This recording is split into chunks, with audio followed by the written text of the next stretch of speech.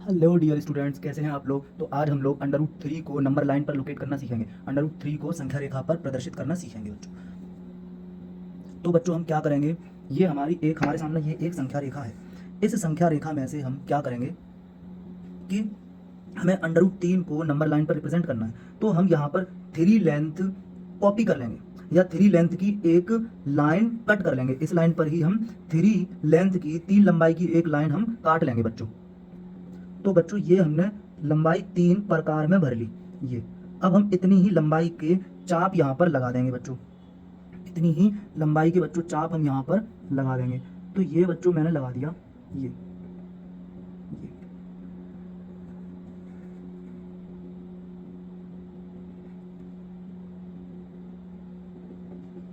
तो बच्चों ये जो लेंथ है ये है बच्चों 3।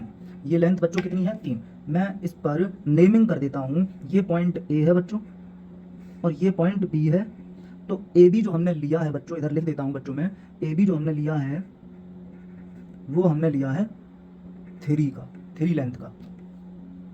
अब बच्चों ये जो ए बी लेंथ है, ये जो ए बी रेखा है, इस ए बी को हम आगे बढ़ाएंगे। और कितना बढ़ाएंगे, हम 1 यहाँ से मेज़र कर लेंगे, 1 नाप लेंगे, प्रकार में भर लेंगे 1 लंबाई को, और 1 लंबाई को हम आगे बढ़ाएंगे। तो बिंदु बी पर हम प्रकार की नोक को रखेंगे। बिंदु बी पर हम प्रकार की नोक को रखेंगे और आगे एक चाप लगा देंगे। ये हमने एक चाप लगा दिया बच्चों, ये। और ये इसको हमने नाम दे दिया कि ये है पॉइंट सी। ये है पॉइंट सी बच्चों। और ये जो लेंथ है इसकी इसकी लेंथ है बच्चों 1।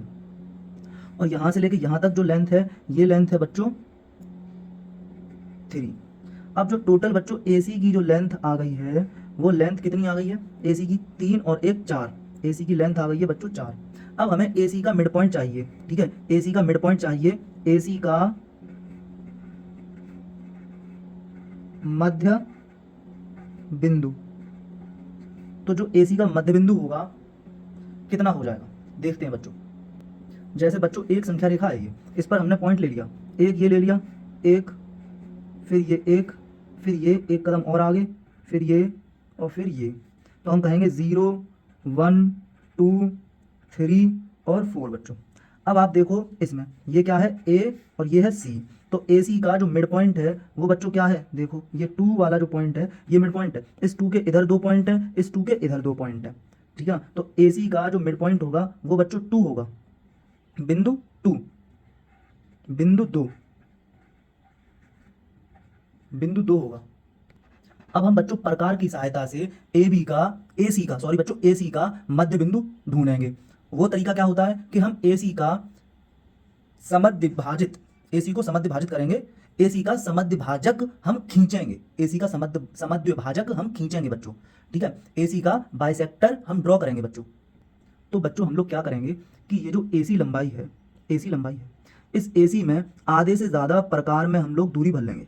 ये दूरी लगभग लगभग हमने आधे से ज़्यादा बच्चों भर ली है, ठीक है। अंदाज वाली होगी ये आधे से ज़्यादा दूरी भर के हम बिंदु C पर प्रकार की नोक को रख के एक चाप लगा देंगे यहाँ पर। एक चाप हम ये लगा देंगे। फिर हम बिंदु A पर रखेंगे प्रकार की नोक को और इस चाप को हम काट देंगे। फिर हम क्या करेंगे, ये काम जो हमने AC के ऊपर किया है यही काम हम AC के नीचे कर देंगे बच्चों। एक चाप यहां लगा के और बिंदु C पर रखेंगे प्रकार की नोक और एक चाप ये लगा देंगे। अब बच्चों हम इस पॉइंट को और इस पॉइंट को, ये 2 चाप यहाँ पर एक दूसरे को प्रतिच्छेद कर रहे हैं और यहाँ पर भी एक दूसरे को प्रतिच्छेद कर रहे हैं। इन दोनों प्रतिच्छेदित बिंदु को मिलाते हुए हम एक रेखा खींचेंगे। ये इंटरसेक्टिंग आर्क है, ये इंटरसेक्टिंग आर्क है। इन दोनों पॉइंट को मिलाते हुए हम एक रेखा खींचेंगे। वो रेखा AC के मध्य बिंदु से ही गुजरेगी बच्चों। वो रेखा AC के मध्य बिंदु से ही गुजरेगी। तो ये हम यहां से ऐसे करके अभी खींच देते हैं बच्चों। तो ये देखिए बच्चों, हमने ये खींच दी, मिला दी। और ये जो AC का मिड पॉइंट आया इसे हमने नाम दे दिया बच्चों O। इसे नाम दे दिया बच्चों O। तो बच्चों O को सेंटर लेते हुए और A से O तक की दूरी को प्रकार में भरते हुए इधर, और O से C तक की दूरी को प्रकार में भरते हुए इधर, मतलब OA को या AO को त्रिज्या के रूप में लेते हुए हम एक सेमी सर्कल यहां पर ड्रॉ कर देंगे। हम एक अर्धवृत्त की रचना करेंगे बच्चों। तो ये हमने कर दी एक अर्धवृत्त की रचना बच्चों।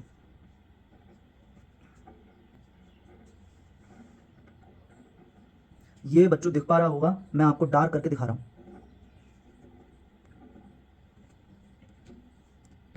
तो बच्चों ये जो हमने अर्धवृत्त बनाया है, तो ये जो है ना AC का हमने मध्य बिंदु ढूंढा।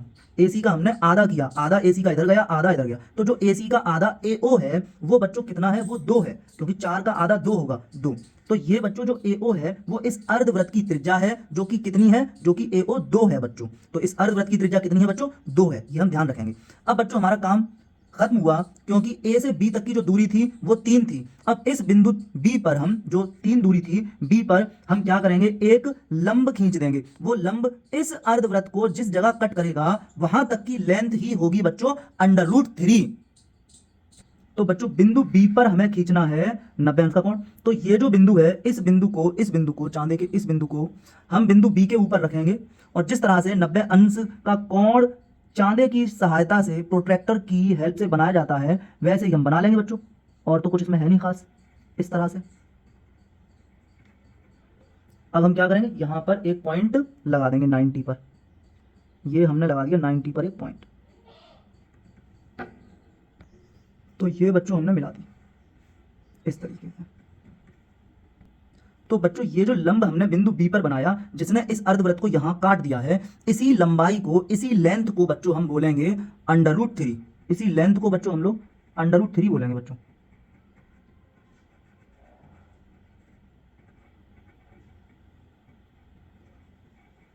ये है बच्चों √3।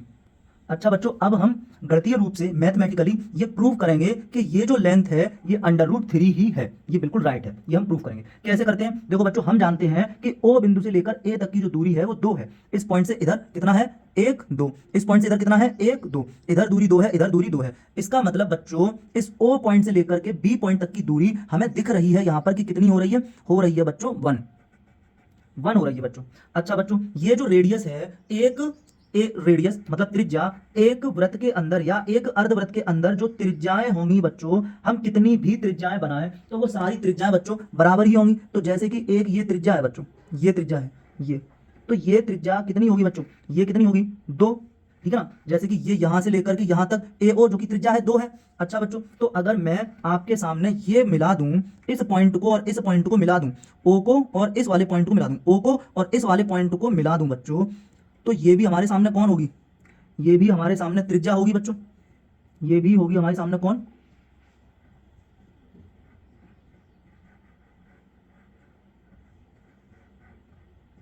ये भी हमारे सामने त्रिज्या होगी।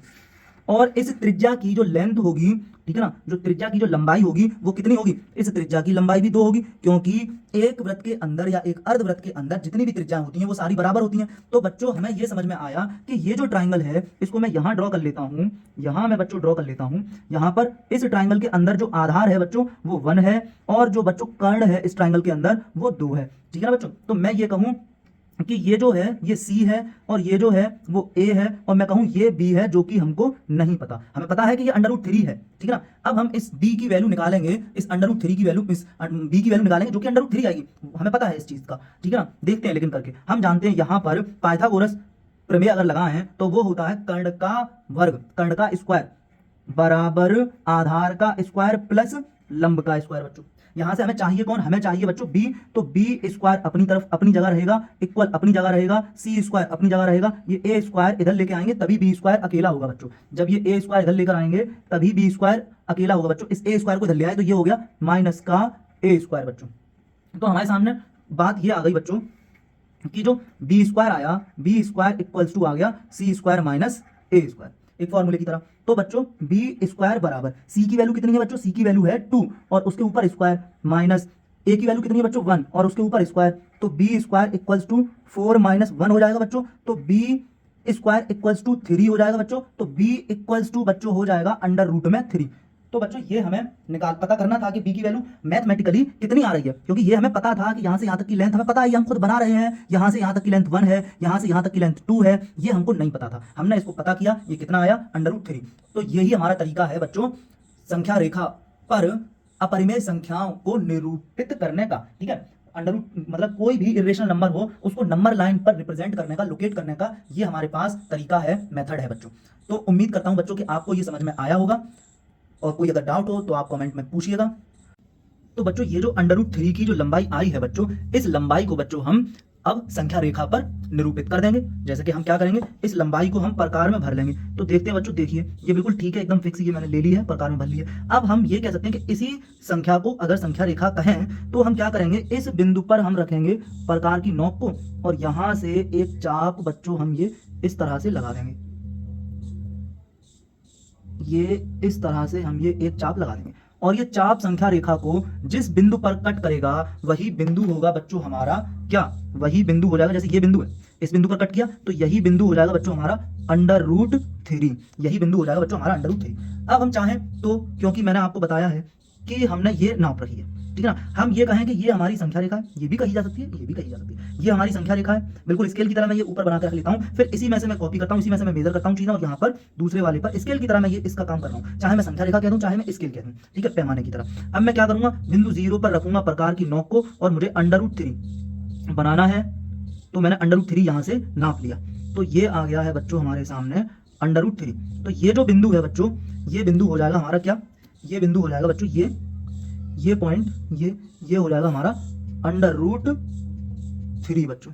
ये तो मैंने आपको ये मैथमेटिकल मैंने आपको समझा दिया कि ये √3 है या नहीं है, ये जो लेंथ है वो √3 होती है या नहीं होती है, वो आपने देख लिया। और मैंने संख्या रेखा पर इसको ज्योमेट्रिकली, ठीक है, ज्यामितीय रूप से मैंने इसको आपके सामने दर्शा दिया, ठीक है बच्चों, लोकेट कर दिया, निरूपित कर दिया बच्चों। तो उम्मीद करते हैं बच्चों आप लोगों की समझ में आया होगा। Okay, thank you.